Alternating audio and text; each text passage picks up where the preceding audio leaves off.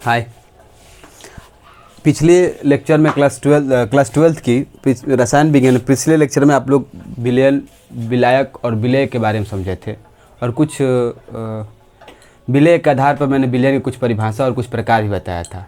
आज मैं आप लोगों के सामने देखिएगा, दूसरा प्रकार था आपका, दूसरा ये प्रकार था और तीसरा था, जिसमें पहले वीडियो में पहला प्रकार मैंने क्लियर कर दिया था। आज दूसरा प्रकार मैं लेकर आया हूँ, विलायक के आधार पर विलयन के प्रकार। देखिए, कहने का अर्थ है बालक कि ऐसा नहीं है कि विलायक अगर जल ही हो तो विलयन बनता है। विलायक अगर जल ही हो तो विलयन बनता है। विलायक ठोस भी हो सकता है, विलायक गैस भी हो सकता है। और जब विलायक गैस होगा तो जो विलयन बनेगा वो गैसीय विलयन कहलाएगा। जब विलायक ठोस होगा, जो विलयन बनेगा उसको ठोस विलयन कहते हैं। और जब विलायक द्रव होगा तब वो द्रव विलयन कहलाता है। तो कहने का अर्थ है कि विलयन ठोस अवस्था में होगा कि द्रव अवस्था में होगा कि गैस अवस्था में होगा, वो विलायक की अवस्था पर निर्भर करता है। किसकी अवस्था पर निर्भर करता है? विलायक। विलायक जिस अवस्था में होगा विलयन भी उसी अवस्था में प्राप्त होगा, क्योंकि विलायक का जो मात्रा होता है बालक वो अधिक होता है। विलायक का जो मात्रा होता है, आप लोग आप लोग परिभाषा के अनुसार जानते भी हैं या जानते हैं कि जिसका मात्रा अधिक हो, अगर विलायक का मात्रा अधिक है, अगर गैस है विलायक, तो विलयन गैस में ही रहेगा। तो डिपेंड करेगा कि विलायक किस अवस्था में, ठोस अवस्था में है, द्रव अवस्था में कि गैस अवस्था में। विलायक जिस अवस्था में होगा उसी अवस्था को हम जानते हैं। उसी अवस्था में विलयन भी मिलेगा। अगर विलायक ठोस में है तो विलयन किसमें मिलेगा? ठोस अवस्था में मिलेगा। विलायक द्रव में है तो विलयन किस अवस्था में मिलेगा? द्रव अवस्था में मिलेगा। यहाँ हम आते हैं, आप लोगों को बालक बताते हैं विलायक और विलेय की भौतिक अवस्था। देखिए, बुक में थोड़ा देखिएगा, आप लोग थोड़ा देख भी लीजिएगा।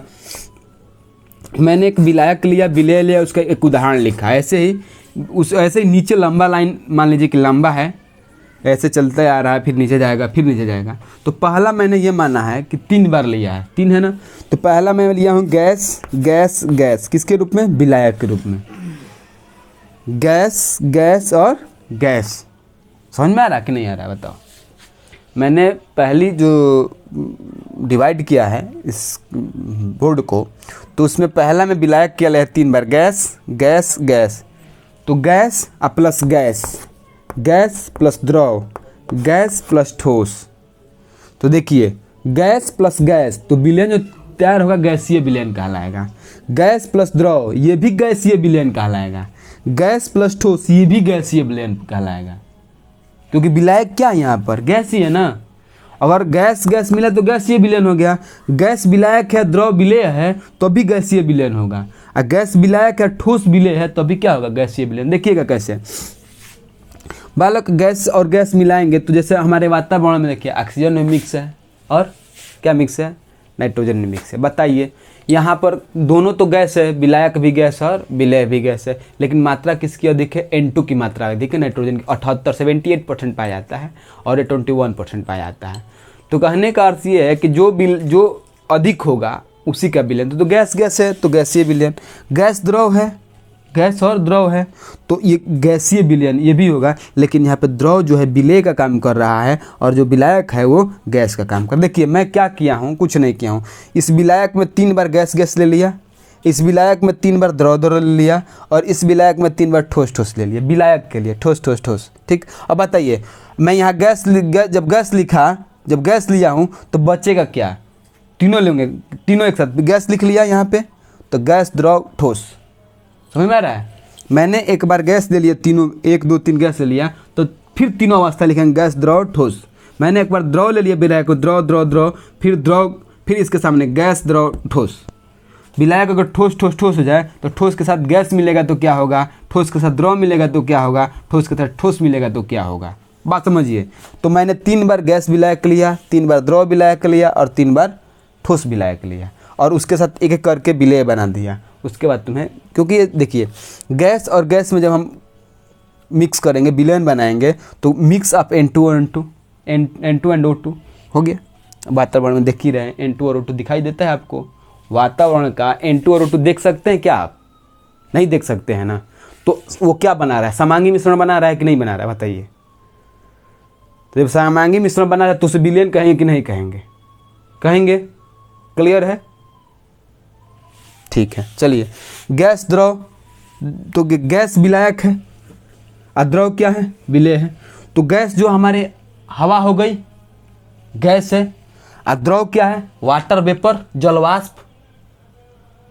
आपको हवा में जलवाष्प दिखता है, आपको हवा में हवा जो चलती है केवल महसूस होता है, कुछ दिखता नहीं है, यानी समांगी मिश्रण है। उसमें हवा में जलवाष्प मिला रहता है तो भी क्या बनाता है, समांगी मिश्रण बनाता है। ठीक है। गैस ठोस, गैस और ठोस, तो गैस विलायक हो गया और ठोस हो गया धुआं। धुआं ठोस में आता है। देखें आप लोग ठोस में कैसे, जब उड़ता है तो देखना वो भले वो बहुत उसके मालिक्यूल छोटे छोटे मतलब नरम होते हैं, लेकिन धुआं क्या आता है, ठोस में आता है। तो देखिए गैस में क्या मिलता है, ठोस, माने जब हवा में धुआं मिलता है, सॉरी हवा में, हाँ गैस हवा हो गई और जो धुआं हो गया ठोस हो गया, तो कौन सा विलयन होगा, गैसीय विलयन वो भी कहलाएगा। द्रव आएंगे, द्रव लेंगे, जब द्रव और गैस, द्रव और गैस, द्रव विलायक हो और गैस विलेय हो, तो जल में क्या घुला लगता है, ऑक्सीजन घुला रहता है, तभी तो मछली जीती है। क्या है, ऐसा कोई एग्जाम्पल बताओ जिसमें द्रव विलायक हो और गैस क्या हो, गैस विलेय हो।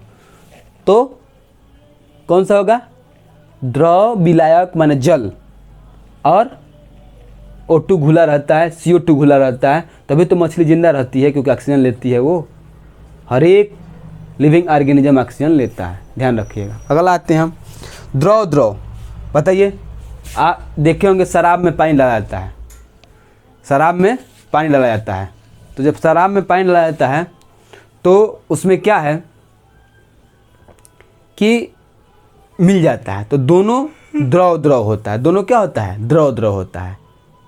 शराब में पानी डाला जाता है ना, तो विलायक भी क्या है, द्रव, और विलेय भी द्रव, तो ये द्रव विलयन हो गया। देखिए द्रव विलयन कब बनेगा, द्रव विलयन अगर द्रव और विलायक क्या हो, द्रव हो, विलायक क्या हो, द्रव हो, तीन तरह से बन सकता है। द्रव द्रव मिलाएंगे तभी द्रव विलयन होगा, द्रव अगर द्रव मिलाएंगे, थोड़ी द्रव गैस मिलाएंगे तभी द्रव विलयन होगा, द्रव द्रव मिलाएंगे तभी द्रव विलयन होगा, और द्रव ठोस मिलाएंगे तभी द्रव विलयन होगा, जब विलायक क्या हो, द्रव ही हो। तो देखिए द्रव ठोस, तो बताइए द्रव आपके पास पानी है और ठोस शर्करा डालते हैं, मैं शर्करा में चीनी डालते हैं, तो देखिए वो भी क्या हो, द्रव विलयन बना कि नहीं। हमें चीनी दिखाई देता है उसमें, नहीं दिखाई देता। विलयन मीन्स क्या, समांगी मिश्रण और कोई एक ही अवयव दिखाई देना चाहिए। अब जैसे शराब पानी डालते हैं, पानी दिखाई देता है उसमें, केवल शराब ही दिखाई देता है। लाल शराब हो तो केवल लाल शराब ही दिखाई देता है, पानी दिखाई नहीं देता है, लगता है कि पूरा शराब ही है, लेकिन उसमें पानी की मात्रा होती है। तो समांगी मिश्रण बना दिया, एक ही अवयव दिखाई दे रहा है, तो इसलिए उसको विलयन कहते हैं, इसलिए उसको क्या कहते हैं, विलयन कहते हैं। आगे आते हैं बालक, ठोस ठोस ठोस विलायक, जब ठोस ठोस हो तो देखो विलय, ठोस, गैस, ये सब ये जो पार्ट है आप लोगों को भाई, जब आप लोगों को मिलेगा ये, जब हम रिएक्शंस वगैरह पढ़ेंगे तो उस समय मिलेगा, ये पार्ट थोड़ा इम्पोर्टेंट है और रिएक्शन से मिलते हैं ये सब, ठीक है, आपको सामने देखने को मिलेगा। ठोस, अगर विलायक ठोस है और विलेय गैस है, तो यानी क्या होता है, यानी ये पार्ट इसमें घुला रहता है, ये पार्ट इसमें क्या होता है, घुला रहता है। यही बात हुआ ना कि गैस किस पे, ठोस में। तो पैलेडियम जो है H2 में क्या होता है, अधिशोषण होता है, पैलेडियम पर H2 का अधिशोषण होता है रिएक्शन में, पैलेडियम पर H2 का अधिशोषण होता है रिएक्शन के दौरान। ये ठोस है, यानी ठोस किस में मिला, द्रव में मिला होता है। क्या होता है, अमलगम नाम सुने होंगे, नहीं सुन लीजिएगा। Hg क्या होता है, द्रव होता है, सोडियम क्या होता है, अमलगम होता है, ठीक है। तो Hg के साथ मैंने सोडियम का Hg में अमलगम बनता है।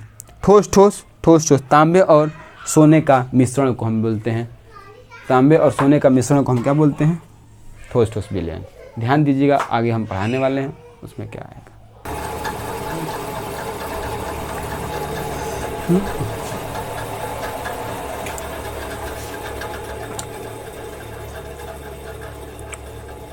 यहाँ पर देखिए बच्चों, विलयन के सांद्रता को व्यक्त करने की विधियाँ। सांद्रता का अर्थ क्या होता है, सांद्रता का अर्थ ये होता है बालक कि विलायक और विलेय किस अनुपात में घुले हुए होते हैं। सांद्रता का अर्थ होता है कि किसी विलायक में विलेय की मात्रा क्या है, किसी मोल पर लीटर किसी विलायक में विलेय की मात्रा क्या है। कोई द्विअंगी विलयन है। द्विअंगी विलयन का मतलब ये है बालक कि उसमें एक विलेय हो और एक विलायक हो, एक ही विलेय हो और एक ही विलायक, उसे द्विअंगी विलयन कहते हैं। बाइनरी सॉल्यूशन इंग्लिश में बोलते हैं। तो एक द्विअंगी विलयन के अवयव विलेय ठोस, विलेय क्या होना चाहिए बालक, ठोस। अगर विलेय ठोस हो और विलायक जो है द्रव हो, द्विअंगी विलयन है, इसी के आधार पे हम परिभाषा बताएंगे बालक कि सांद्रता किसे कहते हैं, सांद्रता किसे कहते हैं।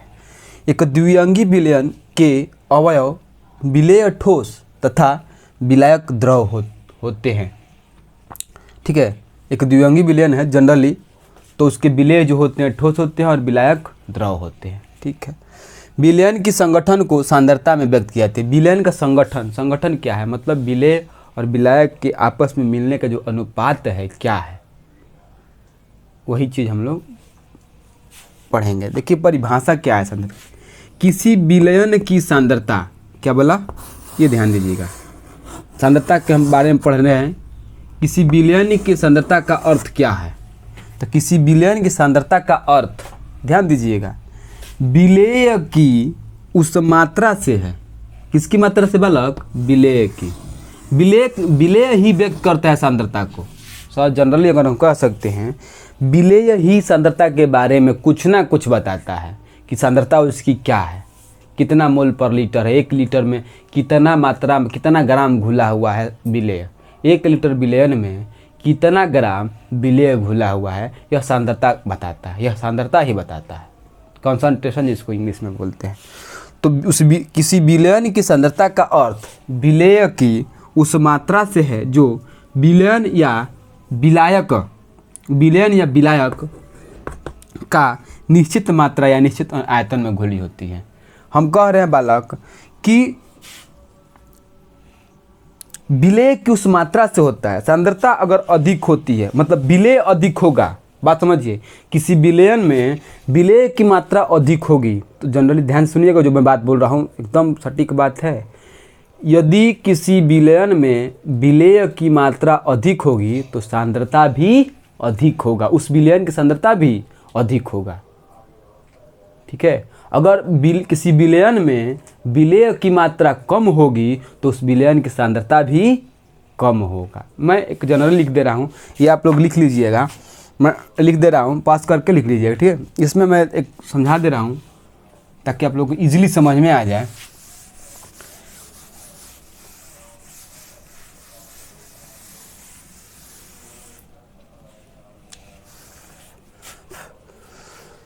बालक यहाँ पे आप लोगों को हम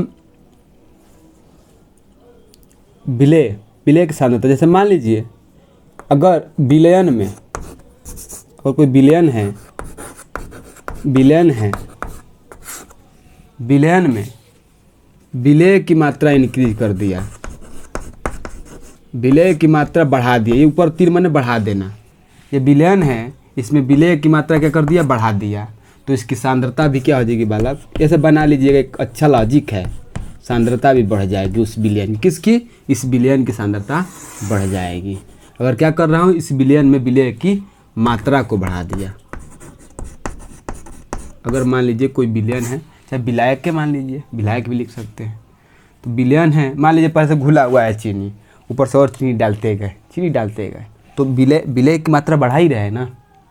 मान लो कोई विलयन है चीनी पानी का और मुझे बढ़ाना है, तो क्या कर रहा हूँ मैं, और चीनी डालता गया, तो चीनी डालता गया, विलेय डालता गया, तो इस विलयन की मात्रा बढ़ा रहा हूँ, और जब विलयन की मात्रा बढ़ा रहा हूँ तो सांद्रता भी क्या हो रही है, उस विलयन की बढ़ रही है, उस विलयन की सांद्रता भी बढ़ रही है। आगे आ रहे हैं हम, जैसे मान लीजिए विलयन है, अगर विलेय की मात्रा घटा रहा हूँ, जब विलेय की मात्रा घटा रहा हूँ तो सांद्रता भी क्या होगी बालक, सांद्रता भी घटेगी। बताइए विलय, अगर कोई विलयन है, चीनी पानी का विलयन है, तो उसकी सांद्रता कैसे घटेगी, सांद्रता कैसे घटेगी? तो उस विलयन में क्या डालेंगे हम? अभी मान लीजिए पानी विलयन है किसका, पानी प्लस चीनी का है, और यहाँ पर यही विलयन है, मान लीजिए पानी प्लस चीनी का है। तो देखिए इसमें हम क्या कर रहे थे, विलय की सांद्रता बढ़ाने के लिए हम चीनी मिला रहे थे, चीनी मिला रहे थे ना इस विलयन में। लेकिन इसमें क्या होगा बालक, इसमें क्या होगा, हम पानी मिलाएंगे। इसकी मात्रा घटाने के लिए क्या करेंगे, हम पानी मिलाएंगे। क्या मिलाएंगे बालक? एड वाटर, माने पानी देंगे। यहाँ पर क्या है, एड शुगर, एड शुगर। तो यहाँ पर चीनी की मात्रा बढ़ा रहे हैं। जब चीनी की मात्रा बढ़ा रहे हैं, इस विलयन में बढ़ेगा, चीनी की मात्रा बढ़ेगा। मान लीजिए ये विलयन है, ये यही विलयन है, और ये यही विलयन है, मैं ऐसा मान ले रहा हूँ कि यही विलयन है। तो यहाँ पर चीनी की मात्रा बढ़ा रहे हैं तो विलयन गाढ़ा होगा। जब विलयन गाढ़ा होगा, इसका मतलब ये है बालक कि सांद्रता बढ़ेगा विलयन का। ठीक है, विलयन अगर गाढ़ा होगा तो सांद्रता बढ़ेगा। आते हैं यहाँ पर, अगर यहाँ पर चीनी का मात्रा वही रहे, एक गिलास में लिए हैं, चीनी पानी घोले हैं, चीनी वही रहे, अब ये चीनी की मात्रा घटानी है, मैं ज़्यादा चीनी पड़ गया है तो घटानी है, तो इसको तनु बनाएंगे ना, चीनी की मात्रा कम करेंगे ना। तो कम करने का मतलब ये थोड़ा है कि गिलास में जो चीनी डाले हैं घुल गया है, उसको चीनी को निकालने का प्रयास करेंगे, नहीं ना। क्या करेंगे, कल नल से पानी चला करके और थोड़ा पानी उसमें डाल देंगे, यानी जो अनुपात है, जो संगठन है, वो चीनी का और पानी का घट जाएगा। तो यहाँ पे चीनी डालेंगे तो क्या होगा, विलय की मात्रा घटेगी। किसके लिए घटेगी भाई, इस विलयन में घटेगी। विलय की मात्रा घटेगी, किस में घटेगी, इस विलयन में घटेगी। किसके सापेक्ष, इस पानी के सापेक्ष, क्योंकि पानी में और डाल रहा हूँ। बात समझिए, मैं पानी और डाल रहा हूँ तो उस विलयन में चीनी की मात्रा घटेगी कि नहीं घटेगी, किसके सापेक्ष, उस पानी के, चीनी के सापेक्ष, सॉरी पानी के सापेक्ष चीनी की मात्रा घटेगी। तो इस दौरान जो विलयन की मात्रा घट रही है, यानी सांद्रता भी क्या हो रही है, घट रही है। बहुत अच्छे से पढ़ाया। अब कल नेक्स्ट वीडियो में आप लोगों को सांद्रता किस किस रूपों में व्यक्त किया जाता है, कैसे कैसे व्यक्त किया जाता है, मोलरता, मोललता, नॉर्मलता, फॉर्मलता, प्रतिशतता, द्रव्यमान प्रतिशतता, सब चीज़ें हैं। मैं आपको नेक्स्ट वीडियो में लेकर आऊँगा और उसको पूरी एक्सप्लेन करूँगा अच्छी तरह से, ताकि आपको समझ में आ जाए। वो सब चीज़ें सांद्रता को कहीं ना कहीं व्यक्त करती है और बताती है। धन्यवाद, मैं मिलता हूँ नेक्स्ट लेक्चर में, and see you again letter.